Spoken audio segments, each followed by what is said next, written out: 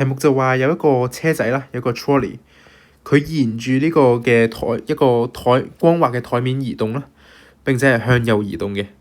咁當架車仔咧去達到 X 呢個點嘅時候咧，突然之間咧有嚿泥膠咧佢係從天而降嘅，擲喺呢個車上面，垂直咁樣擲喺車上面咧 vertically。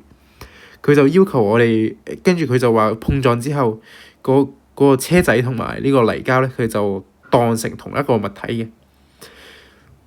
佢題目就要求我哋要去 determine 呢個嘅水平同埋垂直方向嘅動量咧係咪守恆嘅？咁當我哋遇到呢啲問 conserve 啊唔 conserve 嘅題目咧，我哋自然就要諗起一個 concept 就係 system 系統。乜嘢係喺系統入面？乜嘢係喺系統外面？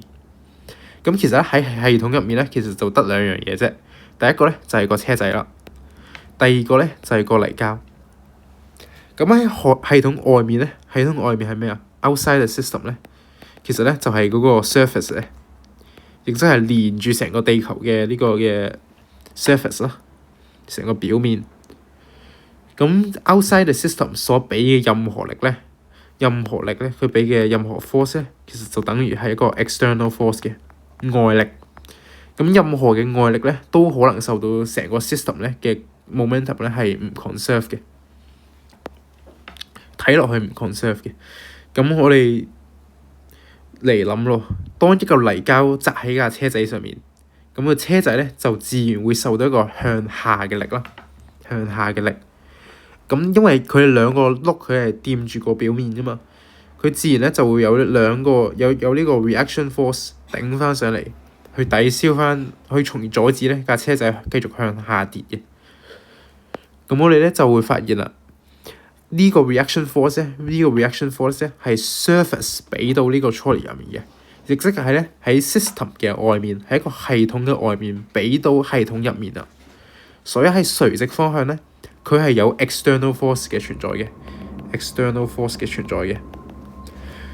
固然之咧，因為有 external force 嘅影響啊嘛，個 momentum 咧其實係唔 conserve 嘅 ，vertical direction 咧係唔 conserve 嘅。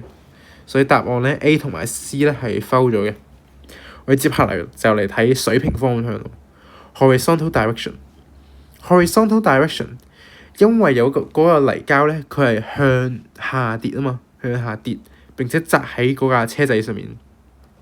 咁當佢擲喺呢架車仔上面嘅時候咧，佢嗰個momentum 咧就自然咧，佢其實係會 conserve 嘅，因為一開始咧 我哋不妨咁樣度一度啊。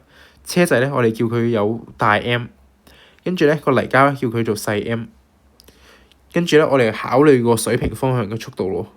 Initial momentum 係咩啊？mu 再加細 m ux 啦，跟住細 m 咧，佢向左同埋右呢個水平方向咧嘅速度咧，自然係零嘅。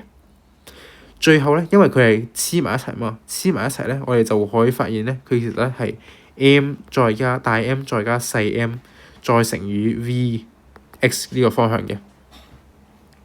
咁自然咧，我哋就會計到 mux 咧，其實就等於 m 再加 m 嘅 vx 啦。因為水平方向咧，佢冇 external force 嘅存在啦，佢整體嘅 momentum 咧就係 conserve 嘅。動量咧依然係保持守恆嘅，就正如我哋頭先所列嘅呢條式所描述嘅一樣。喺水平方向嘅動量咧，其實都係恆定嘅、守恆嘅。所以咧，我哋最後咧就會揀到答案咧，就係 B for boy 啦，B boy。